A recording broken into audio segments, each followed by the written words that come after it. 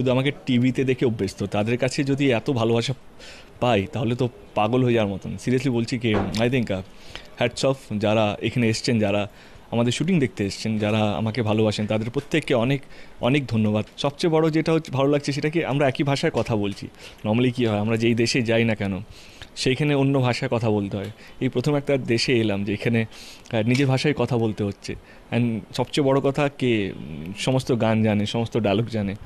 And সবচেয়ে বড় কথা এখানে যেটা হচ্ছে হসপিটালিটি, যেটা আমি সবসময় শুনে এসেছি, এখানে প্রচুর খাতিরদারি হয়, প্রচুর এখানে আত্মীয় স্বজনটা বেশি আছে। তো আমি সেটা প্রথমবার ফিল করলাম। আমি ইনফ্যাক্ট ছবিটা সাইনই করেছি কারণ এখানে শুটিং হবে বলে, কারণ অনেক দিন ধরে ইচ্ছে করছিল, চেষ্টা করেছিলাম কি বাংলাদেশে একবার যাবো।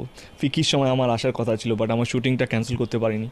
তো সেই জন্য খুব খারাপ লেগেছিলো। ইনফ্যাক্ট যখন টনিদা আমার কাছে এসেছিলো এই সাবজেক্টটা নিয়ে, আমি প্রথম থেকে ডিসাইড করেছিলাম প্রত্যেক কটা লোকেশন ক্যান্সেল হলে চলবে, ব্যাংকক যদি না যাই চলবে, বম্বে আমরা বম্বে গেছি, পুনে গেছি, ব্যাংকক গেছি, we have travel so many places.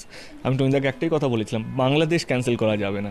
সবচেয়ে বেশি যেটা ভালো লাগছে আর কি এইখানে এসে, মানুষের ব্যবহারটা, মানুষের ব্যবহারটা এত সুন্দর। কারণ সেই লোকেশন কিছুই না, লোকেশন তো ডেড, বাট যেই লোকেশনে এত দর্শক আসছে অ্যান্ড তারা এত ভালোবাসছে আমাদের প্রত্যেককেই, যেইভাবে ওরা চিৎকার চেঁচামেচি, যেইভাবে ওরা বাংলা ছবির প্রতি যে সম্মানটা জানাচ্ছে, বা একটা ওই দেশ থেকে একটা একটা টিম এসছে তাদেরকে, মানে ইনফ্যাক্ট আমি কেন, আমার পুরো টিমকে, যদি ওদের জল কিসতে পাচ্ছে বা জল খাবে তো ওরাই নিয়ে এসে জল দিচ্ছে। ইনফ্যাক্ট আমি একটা ছোটো ইনসিডেন্ট বলি, আমার প্রচণ্ড খিদে পাচ্ছিলো প্রথম দিনে এসে, আমি বললাম আমার খিদে পাচ্ছে।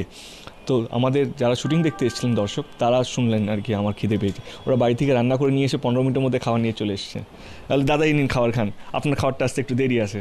মানে ওয়াও, মানে এইটা আমাদের দেশেও নেই আর কি। আমি এই দেশে এই কারণে আসতে চাইছিলাম আর কি প্রথম দিন থেকেই, কারণ আমি দেখতে চাইছিলাম কালচার এক, ভাষা এক, তো দেশটাকে কেমন লাগবে, ভাষা ওই মানুষগুলো কেমন হবে। And believe me, I am not surprise কি আমি যেটা ভেবেছিলাম তার চেয়ে বেশি পেয়েছি।